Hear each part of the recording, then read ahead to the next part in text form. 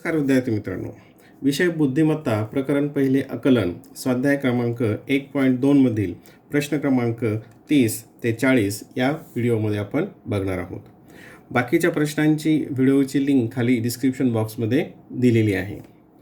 प्रश्न क्रमांक 30. अंधार पडल्यावर सर्वजण आमच्या घरी आले आणि दुःख व्यक्त करून गेले. या वाक्यात पुढीलपैकी कोणते अक्षर लघु आहे? आता लघु अक्षर कशाला म्हणतात की ज्याचा उच्चार करण्यासाठी कमी वेळ लागतो त्याला काय म्हणतात? लघु असं अक्षर म्हणतात.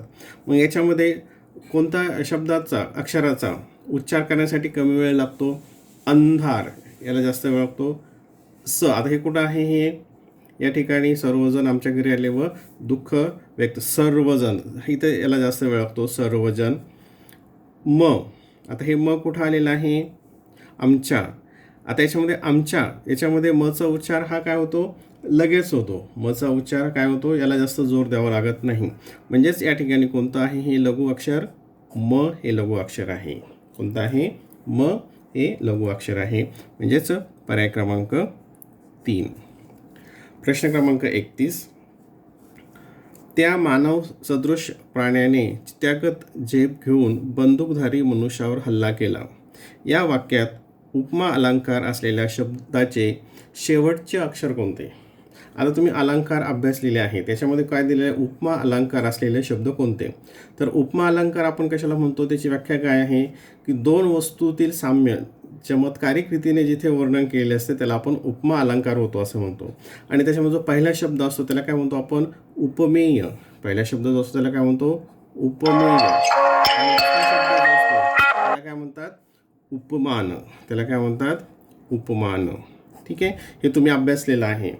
आता त्याच्यामध्ये उपमा अलंकार असलेले शब्द याच्यामध्ये कोणते आहे? तर मानव सदृश आणि चित्यागत हे दोन शब्द आहेत की हे उपमा अलंकार असणारे शब्द आहेत. तर हे शेवटचे अक्षर कोणतं आहे? त्याचं श. इथं श आणि इथं काय आहे? त. यापैकी कोणतं दिलं? याच ठिकाणी श दिलं. त दिलं आहे का? याच्यामध्ये नाही. म्हणजे काय येईल? याचं पर्याय क्रमांक 4. पर्याय क्रमांक 4. प्रश्न 32. पूर्वी कसा पाऊस काळ 4 महिने असायचा, हिरवगार रान पाहून माणूस कुशीत हसायचा. वरील ओळींमध्ये एकूण किती दंतवर्ण आलेली आहेत? ह्याच्यामध्ये किती दंतवर्ण? आता दंतवर्ण कशाला म्हणतात की तुम्ही त्याची व्याख्या पाहिलेली आहे की जे वर्ण उच्चारताना जिभेचे टोक वरच्या दाताच्या मागच्या बाजूस टेकते. म्हणजे जिभेचं जे समोरचं टोक आहे ते वरचा दाताच्या मागील बाजूस टेकते. त्याला कोणते वर्ण म्हणतात? दंत्यवर्ण. तर ते कोणते कोणते आहेत तुम्ही अभ्यासलेले आहे. ते आहेत त, नंतर थ, द, ध. हे उच्चार करताना सुद्धा काय होतंय? जिभेचं टोक वरच्या दाताच्या मागच्या बाजूस टेकतंय. न, ल, स आणि हे लो स्वरमध्ये आहे. हे काय आहेत? हे दंत वर्ण आहेत. आता ह्या ठिकाणी ते काय करायचं आपल्याला? किती आलेले आहेत हे आपल्याला याच्यामध्ये बघायचं आहे. तर आता बघा हे वर्ण इथं कुठं आलेले आहे ते आपल्याला इथे बघायचं आहे. पूर्वी कसा स इथं हे आलंय. पाऊस काळ स इथे आलंय. पाऊस काळ. 4 महिने न 4 महिने असायचा स इथे आलंय. हिरवगार रान रा न इथे न आलंय. पाहून इथे परत न आलंय.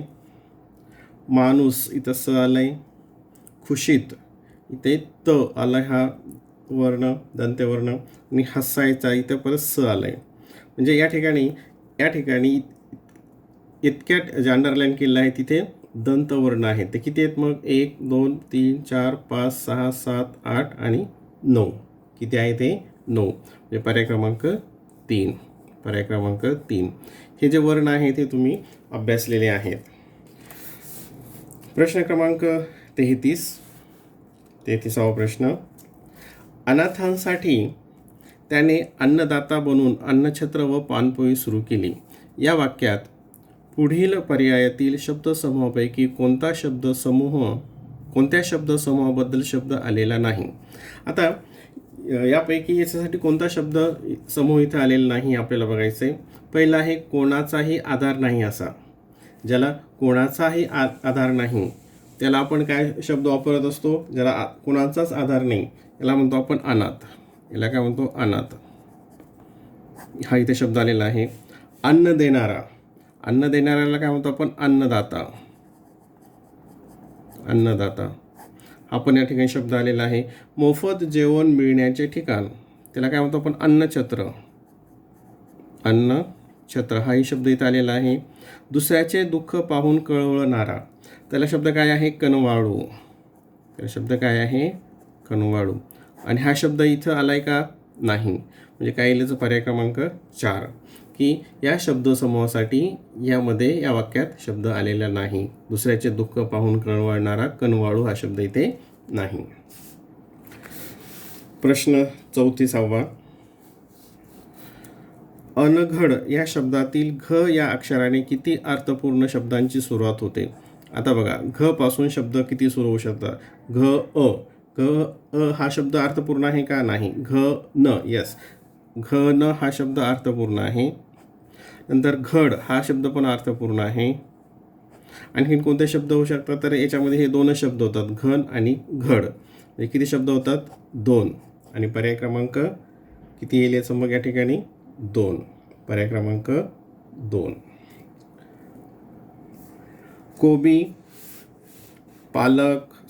कोबी, गवार, पालक, मेथी, शेपू या भाज्यांची मोठी विक्री आज बाजारात झाली. या वाक्यात कोणती भाजी पालेभाजी नाही?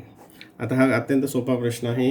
आता पालेभाज्या आणि फळभाज्या हे तुम्ही अभ्यासलेल्या आहेत. कोणत्या पालेभाज्या आहेत, कोणत्या फळभाज्या आहेत हे तुम्हाला माहीत आहे. तर ज्याला पालेभाजी कशाला म्हणतो? म्हणजे पाल्यांची जी भाजी असते त्याला आपण पालेभाजी म्हणतो. तर याच्यात कोणती पालेभाजी नाही? कोबी आहे, मेथी आहे, शेपू आहे, गवार ही मात्र पालेभाजी नाही. म्हणजे पर्याय क्रमांक 2. पर्याय क्रमांक 2. प्रश्न 36. मराठी महिन्यांच्या क्रमवार मालिकेत कितव्या क्रमांकाच्या महिन्याचे शेवटचे अक्षर जोडाक्षर आहे? आता मराठी महिन्यांची जी क्रमवार मालिका आहे, मराठी महिने क्रमाने तुम्हाला पाठ आहेत. कोणत्या इथे? चैत्र, वैशाख, ज्येष्ठ, आषाढ, श्रावण, भाद्रपद, अश्विन, कार्तिक, मार्गशीर्ष, पौष, माघ आणि फाल्गुन हे काय आहेत? हे मराठी महिने आहेत. आता त्याच्यामध्ये काय विचारले? कितव्या क्रमांकाच्या महिन्याचे शेवटचे अक्षर? कितव्या क्रमांकाच्या महिन्याचे शेवटचे अक्षर जोडाक्षर आहे. आता जोडाक्षर आहे कोण? चौथा महिना कोणता येईल? 1, 2, 3, 4 ड. हे जोडाक्षर आहे का? नाही. म्हणजे हा पर्याय येणार नाही. नंतर 9वा महिना कोणता येतो? बघा इथे 1, 2, 3, 4, 5, 6, 7, 8, 9 मार्गशीर्ष. आणि ह्याचं शेवटचं अक्षर जोडाक्षर आहे. म्हणजे हा पर्याय एक आला. पर्याय क्रमांक 2 याचं एक उत्तर आलं. आपल्याला 2 उत्तर शोधायचे आहेत. 8वा महिना 1, 2, 3, 4, 5, 6, 7, 8 हे पण शेवटचं अक्षर जोडाक्षर नाही आहे. पहिला चैत्र इथं हे त्र हे जोडाक्षर आहे. म्हणजे चौथा. पर्याय क्रमांक 4. म्हणजे याच्यातला 9वा महिना आणि पहिला महिन्याचा शेवटचा अक्षर काय आहे? जोडाक्षर आहे. प्रश्न क्रमांक 37. काल सकाळी गावी पोहोचल्यावर तो लगेच संध्याकाळच्या गाडीने परतला. या वाक्यात कोणते क्रियाविशेषण आलेले आहे? अचूक 2 पर्याय शोधा. आता क्रियाविशेषणाची व्याख्या तुम्हाला माहीत आहे. तर याच्यामध्ये कोणते आलेले आहेत? काल हे एक क्रियाविशेषण आहे आणि लगेच हे एक क्रियाविशेषण आहे. म्हणजे 1 क्रमांक आणि 3 क्रमांक. पर्याय क्रमांक 1 आणि पर्याय क्रमांक 3 ही यामधील क्रियाविशेषणं आहेत. प्रश्न 38. डाऊनस्टेअर्स या शब्दातील अक्षरापासून पुढीलपैकी कोणता शब्द तयार होईल? अचूक 2 पर्याय निवडा. आता बघा, सेड SAID येस आहे का? SAID म्हणजे हा तयार होतो. सेड हा शब्द तयार होतो. DATE DATE याच्यामध्ये नाही म्हणजे हा तयार होणार नाही. सन SU नाही म्हणजे हा तयार होणार नाही. नाऊ म्हणजे NOW हे 2 शब्द काय होतात, यापासून तयार होतात. म्हणजे कोणते क्रमांक असेल, पर्याय क्रमांक 1 आणि पर्याय क्रमांक 4 ही याची अचूक उत्तरे आहेत. प्रश्न क्रमांक 39. अथांग पसरलेल्या वाळवंटात एक सांडणीस्वार निर्विकार मुद्रा ठेवून प्रवास करीत होता. या वाक्यात पुढीलपैकी कोणत्या शब्दसमूहासाठी एक शब्द आलेला नाही? 2 पर्याय लिहायचे आहेत. आता कोणत्या शब्दसमूहासाठी हा शब्द आलेला नाही? सांडणीस्वार. काय शब्द आहे पहिला? सांडणीस्वार. सांडणीस्वार इथे शब्द सांडणीवर बसलेला म्हणजे सांडणीस्वार याच्यासाठी आलेला आहे, म्हणजे हे येणार नाही. अंत नसलेला म्हणजे कोणता? अनंत. हा शब्द इथं आला आहे का या शब्दसमूहासाठी? या शब्दसमूहासाठी या ठिकाणी शब्द आलेला नाही. कोणताही आजार नसलेला. कोणताही आजार नसलेला याच्यासाठी इथं शब्द दिसतोय का? कोणताही आजार नसलेल्यासाठी नाही. आणि हा भाव नसलेला म्हणजे निर्विकार. भाव नसलेला, निर्विकार. मग याच्यासाठी इथं शब्द आलेला आहे सांडणीस्वार. सांडणीवर बसल्यासारखे शब्द इथं आलेला आहे. फक्त अंत नसलेला अनंत आणि कोणताही आजार नसलेला निरोगी यासाठी इथे शब्द आलेले नाहीत. समूहाचे शब्द नाहीत. म्हणजे पर्याय क्रमांक 2 आणि 3. 2 आणि 3 ही त्याची उत्तर आहेत. प्रश्न क्रमांक 40. परवरदिगार या शब्दातील अक्षरापासून पुढीलपैकी कोणता अर्थपूर्ण शब्द तयार होणार नाही?